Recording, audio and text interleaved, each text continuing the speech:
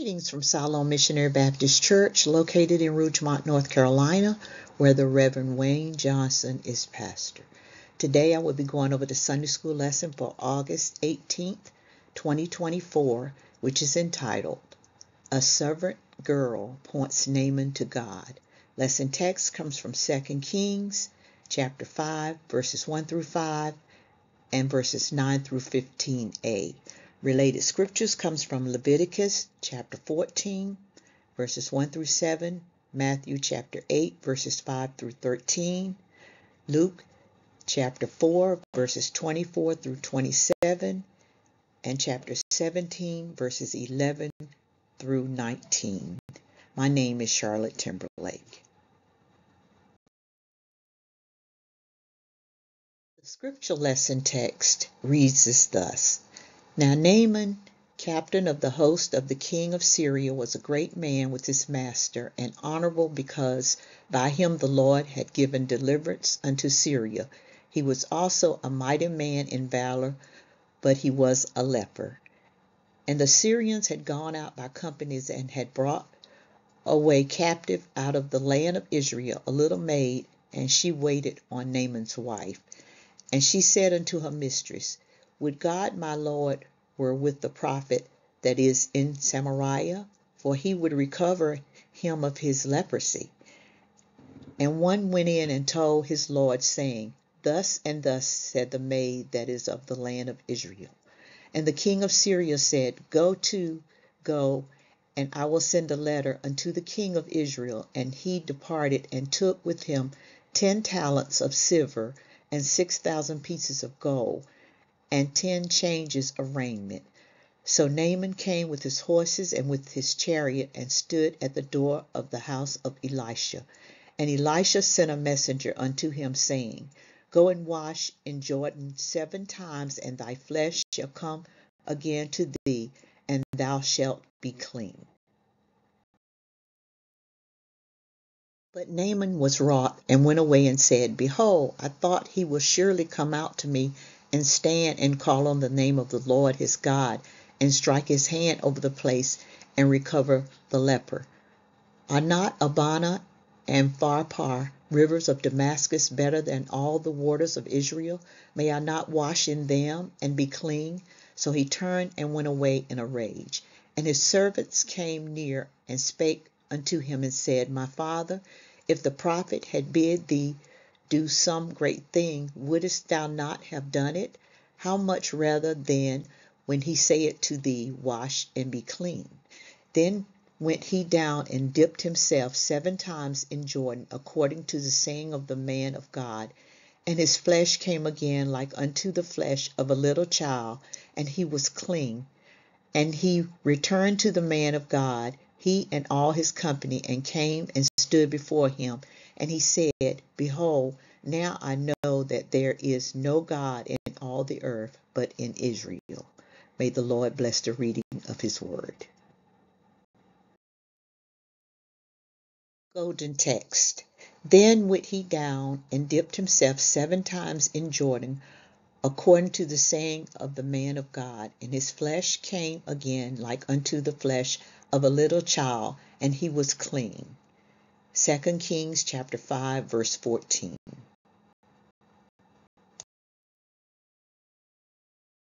Today's lesson aim. Facts to show the circumstances of Naaman's condition and his pride. Principle to explain that pride gets in the way of God's solutions for us. Application to exhort students to adopt a humble attitude toward God as they seek answers from him. Introducing the lesson. Our lesson this week illustrates how pride becomes a stumbling block to receiving God's blessings. God responds to a humble heart. Developing the lesson. Number 1, Naaman's condition. 2 Kings chapter 5, verse 1. Naaman was commander of the Syrian army. The king of Syria certainly was pleased with Naaman's leadership, for it was through him that Syria had won many victories against her enemies. Naaman suffered from a terrible skin disease, here called leprosy. Leprosy could be deadly, and it was greatly feared. Proud Naaman was brought low by his suffering. Number 2, the solution. 2 Kings chapter 5, verses 2 through 5. In his wisdom, God had planted an enslaved girl in Naaman's life to direct him to the much-needed remedy. God often works his greatest miracles through the simplest of people. God works in fascinating ways. Sometimes he places people in our lives long before needs arise that they can help us with. In this case, God worked through the capture of the girl and her placement in Naaman's household. What seemed an evil thing was used for a greater good. The slave girl went to Naaman's wife and told her about a prophet, Elisha, in Samaria, Israel's capital, who would be able to heal him of his disease. Naaman reported the matter to his king. The Syrian king wrote a royal letter to the king of Israel, urging him to do what he needed to do to ensure Naaman's healing. Naaman took with him large gifts of silver, gold, and clothing.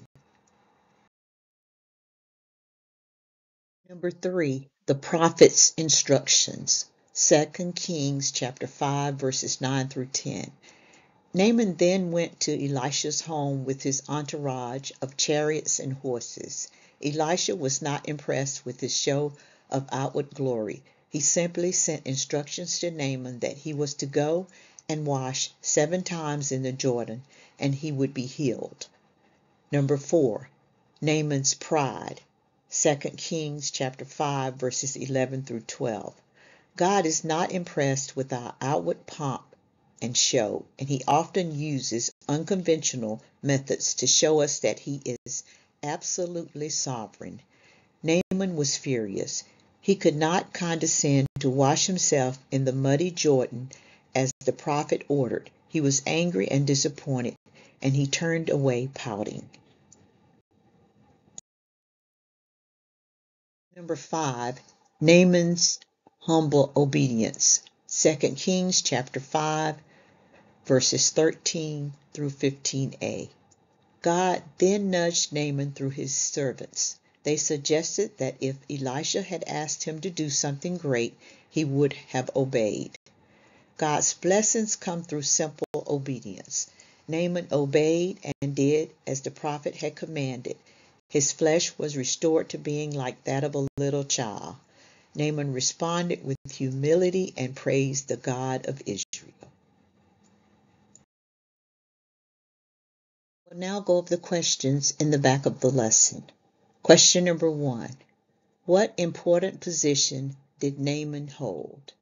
The answer: he was captain of the army of Syria, the supreme commander of the king's military force, and directly accountable to the king himself. Number 2.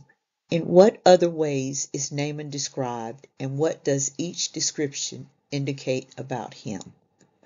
The answer: Naaman was a great man. He was esteemed as a prominent person in the nation and enjoyed a high social standing among the people. Also, he was highly regarded by his master. The word honorable means he was lifted high in the eyes of the king. He was such a capable military leader that the king regarded him as one of the most valuable members of his administration. Question number 3. What marred the exalted position and reputation that Naaman enjoyed? The answer: Naaman had a skin disease, a sort of leprosy, but perhaps not Hansen's disease with its extremely debilitating effects. Question number 4. What seemingly insignificant person suddenly became significant to Naaman and his king? The answer: it was on a military raid into Israel that a young girl was captured and given to Naaman's wife as a servant. Question number 5. What did the Syrian king do after hearing Naaman's report? The answer: the king wrote a diplomatic letter to the Israelite king and sent it with an extraordinary amount of silver and other gifts. Question number 6. What happened after the king's request reached the king of Israel? The answer: in response, the Israelite king thought that the letter and request for healing were nothing but a pretense for war, for the king had no power to heal. In a fit, he ceremoniously ripped his royal robes, wondering what would happen next. Question number 7. What did Elisha instruct Naaman to do? The answer: Naaman was to go wash in the Jordan River, putting himself under the water 7 times. Question number 8. How did Naaman respond, and what were his reasons for doing so? The answer: he reacted strongly. With typical prejudice, he deemed 2 rivers in Syria as superior to the Jordan. Disappointed that Elisha did not wave his hand over his leprosy, or perhaps some other mystical gesture, he went off angry. Question number 9. How did Naaman become convinced he should do what Elisha had said, and what was the result? The answer: Naaman had servants with him who could view the situation more objectively than he could. They approached him and addressed him tenderly and respectfully, referring to him as their father. They pointed out to him that if he had been asked to do some great, demanding deed, his healing would have been worth whatever effort that would take. Why not then try something that was such a simple act of obedience? And question number 10. What happened after Naaman saw he had been completely cleansed? The answer: it led Naaman to a different perspective of Israel's God, for he now proclaimed that he knew there was no other God on earth. All the practical points from the lesson. Number 1. All of people's worthy accomplishments come ultimately from the Lord. 2 Kings chapter 5, verse 1. Number 2. Life's apparent coincidences are in reality God's momentous movements for our good. Verse 2. Number 3. Even a small testimony for the Lord can lead to his great glory and praise. Verses 3 through 5. Number 4. The proud seek people's praise rather than God's pleasure and will. Verses 9 through 11a. Number 5. Pride keeps us from the full blessing of God. Verses 11b through 12. Number 6. To really deal with our pride, we must submit to God's will. Verses 13 through 14. And number 7. Man's pride and God's glory cannot coexist. Verses 15a. Summary. Pride and disobedience can keep us from God's answers for us. In our lesson this week, we have learned that God often does not work the way we want him to or when we expect him to. Sometimes God's answers are very close to us, and all it takes is simple obedience to bring them to pass in our lives. In order to obey, we have to shed our pride and accept God's plans for us even when they do not make sense. Ultimately, he always has the best for us.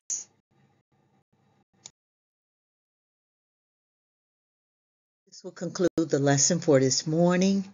Thank you for listening. God resists the pride, but gives grace to the humble.